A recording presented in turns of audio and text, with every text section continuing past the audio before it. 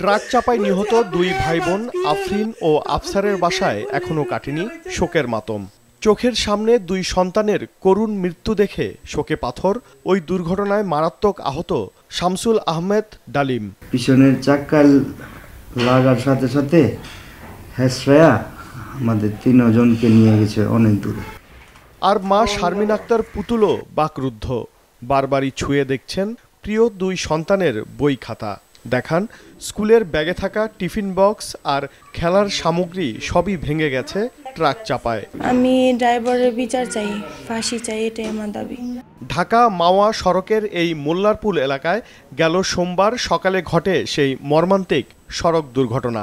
পেছন থেকে একটি ট্রাক ধাক্কা দেয় ডালিমের মোটরসাইকেলটিকে, যার পেছনে বসা ছিল শিশু আফরিন ও আফসার। 20 মিটার চেষ্টা নিয়ে যায়, মানে দুজনের একজনের মাথা একদম হয়ে গেছে, আর মেয়েটার কোমর থেকে একদম মানে দুইটা পা দুই দিকে গেছে।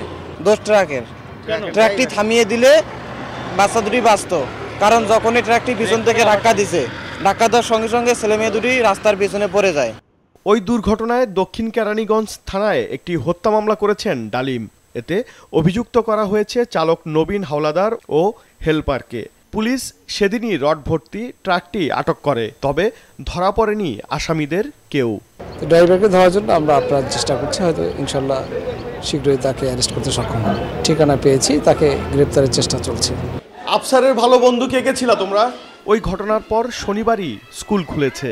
ক্লাস হলেও সব জায়গায় ছিল শোকের ছায়া। সহপাঠীদের হারিয়ে শিশুদের শোক পরিণত হয়েছে চাপা কষ্টে। আফসার চলে যাওয়াতে আমার খুব খারাপ লাগতেছে। আমার আর কোনো খেলার সাথী নেই, আমি এখন কার সাথে খেলবো?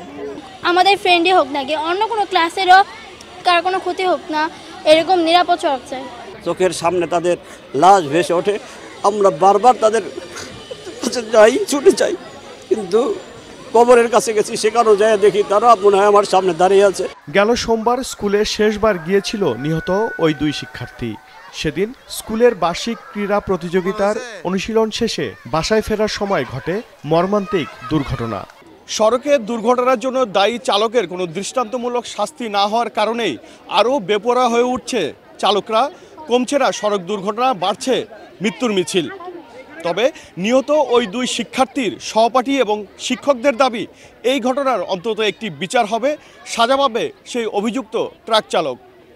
ওবায়দুল কবির, মাছরাঙা সংবাদ, কেরানীগঞ্জ, ঢাকা।